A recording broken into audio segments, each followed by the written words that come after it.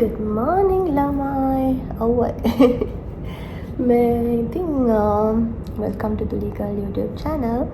ඔයාලා සාදරයෙන් මගේ channel එකට පිළිගන්නවා. ඉතින් subscribe කරන්න ඉන්න ඔයාලා හැමෝටම ගොඩාක් ආදරෙයි. ඉතින් මම මේ නිසාම ඔයාලට වීඩියෝ ගේනවා.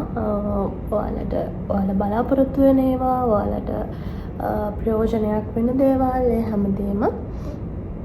ඉතින් අද වීඩියෝ එක අරගෙන එන්නේ ඔයාලට ගොඩාක් ප්‍රයෝජනවත් වෙන දෙයක්. ඒ තමයි ඔයාලගේ පාස්පෝර්ට් එක රිනිව් කරගන්නේ කොහොමද one day වලින් කියලා. ඉතින් මම ඔයාලට අද කියන්නම් විස්තර. එතකොට වීඩියෝ එකත් පෙන්නන්නම්. ඉතින් මුලින්ම කියන්න ඕනේ මම මගේ පාස්පෝර්ට් එක එක්ස්පයර් වෙලා තමයි ලංකාවට ගියේ ළමයි. ඇත්තටම මේ මට කලින් කරගන්න විදිහක් තිබුණේ නැහැ. මම ඩුබායි හිටපු හින්දා. ඉතින් එක්ස්පයර් වෙලා තමයි මම ලංකාවට ගියේ. මම ගිහිල්ලා ගියපු ගමන්ම කළේ ඒ කියන්නේ ලංකාවට ලෑන්ඩ් කරලා මම පාන්දර තමයි ලෑන්ඩ් කරේ. පාන්දර ලෑන්ඩ් කරලා කෙලින්ම මම ගියේ පාස්පෝර්ට් ඔෆිස් එකට. හරිද? හැබැයි ඒ යද්දිත් ටෝකන් දීලා ඉවරයි. ටෝකන් දීලා ඉවරයි. ඉතින් ඒ නිසා ඒ වෙලාව මම යද්දී උදේ 8 වගේ වෙලාව. මේ එතකොටත් ඒගොල්ලෝ දවසකට දෙන්නේ ටෝකන් 180යි කිව්වා. එතකොටත් 180 දීලා ඉවරයි. ඉතින් ඒ නිසා මට කිව්වා අනිත් දවසේ උදේම පාන්දරම එන්න කියලා. ඊට පස්සේ ඉතින් මම ගෙදර ගියා. ගෙදර ගිහිල්ලා අනිත් දවසේ මොකද මට ලොකු උවමනාවක් තිබුණා මගේ පාස්පෝර්ට් එක රිනිව් කරගන්න ගියපු ගමන්. මොකද මම පැරිස් ෆ්‍රාන්ස් යන්න වීසා දාගන්න ඕනේ නිසා. ඒ වීඩියෝ එකත් මම ඔයාලට ගේන්නම් මම කොහොමද ෆ්‍රාන්ස් ගියේ කියලා. මේ ඊට පස්සේ මම අනිත් දවසේ උදේම උදේ 4:00ට 4ට විතර තමයි ඇහැරුනේ. මොකද පිට කිව්වා 5 වෙද්දිවත් එන්න කියලා පොලිමේ ඉන්නේ. ඉතින් අපි 4:00ට වගේ තමයි ගියේ. ඒ යද්දි මෙන්න මෙහෙම තමයි පොලිම තිබුණේ ළමයි.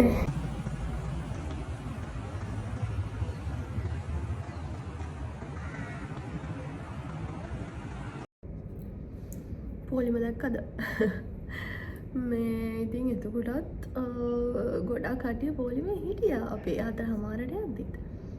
ඊට පස්සේ මට හම්බුණ ටෝකන් නම්බර් එක තමයි 130. ඔව් 132 හෝ 131 වගේ. ඊට පස්සේ අපි ඇතුළට යද්දි මට ටෝකන් දුන්නා. ඔන්න ඉතින් ඇතුළට ගිහිල්ලා අපි වාඩි වුණා. මොකද ඒගොල්ලෝ දැන් අපිට ඉන්ස්ට්‍රක්ෂන්ස් දෙන ගමන් මං හොරෙන් වීඩියෝත් කරා ළමයි. ඉතින් ඉස්සෙල්ලම ඒගොල්ලෝ කිව්වේ 50 දෙනෙක්ව තමයි ගන්න ඇතුළට කියලා. ඉතින් අපිට ඉන්න වෙනවා අපේ ටයිම් එක එනකන්. මොකද ඒගොල්ලෝ 50 තමයි ඇතුළට ගන්නෙ.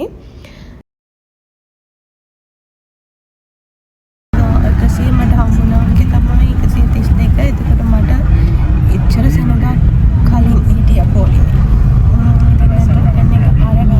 අරගෙන ඉස්සෙල්ලම ඒගොල්ලෝ 50 දෙනෙක් තමයි ඇතුළට ගත්තේ. ඉතින් මම හිතන්නේ අහුවෙන්නේ 3 වෙනි සෙට් එකට. ඉතින් එනකන් දැන් එළිය රවුන්ඩ් එකයි.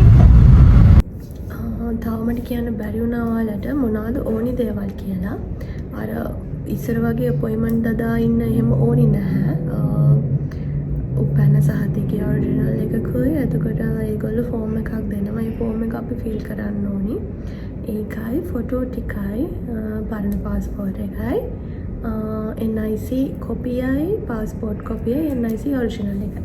ඔය ටික තමයි ඕන. ඉතින් ඔය ටිකත් එක ගියත් ඔයාලටත් පාස්පෝර්ට් එක one day වලින් ගන්න පුළුවන්. මෙන්න මේක තමයි ළමයි මට හම්බුන ටෝකන් එක. මම දැන් මගේ ටයිම් එක එනකන් බලන් ඉන්නවා.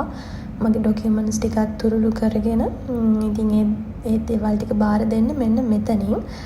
ඊළඟට මෙන්න මේ රෝස පාට ගාමක් හැඳන් ඉන්න එයා ගාව තමයි මේ ඩොකියුමන්ට්ස් වල කරෙක්ෂන්ස් බලන්නේ. මොනවද අඩුපාඩු, මොනවද තව ඇඩ් වෙන්න ඕනි දේවල් කියලා එතනින් තමයි බලන්නේ.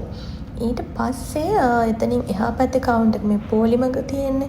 එතන තමයි ෆිංගර් ප්‍රින්ට් එක තියන්නේ. ෆිංගර් ප්‍රින්ට් එක තියලා එහා පැත්තේ කවුන්ටර් එක තියෙනවා. එතන මෙහා පැත්තේ අපිට සල්ලි ගෙවන්න පුළුවන්. මට මතක විදිහට මම 20ක් වගේ තමයි ගෙව්වේ. Finally I got my new passport. ඉතින් after 5 hours මම passport එක ගත්තා. එහෙනම් ඉතින් ඔන්න ළමයි මම ෆයිනලි මගේ පාස්පෝර්ට් එක ගත්තා. ඉතින් මම ගන්න විදිය ඔයාලට කිව්වා. ඉතින් ඔයාලත් ගන්න හිතන් ඉන්න කෙනෙක් නම් මම හිතනවා මගේ වීඩියෝ එක ඔයාලට ප්‍රයෝජනවත් වෙයි කියලා. එහෙනම් තව වීඩියෝ එකකින් හම්බෙමු. එතකන් ඔයාලට see you. Stay safe. Bye. Love you.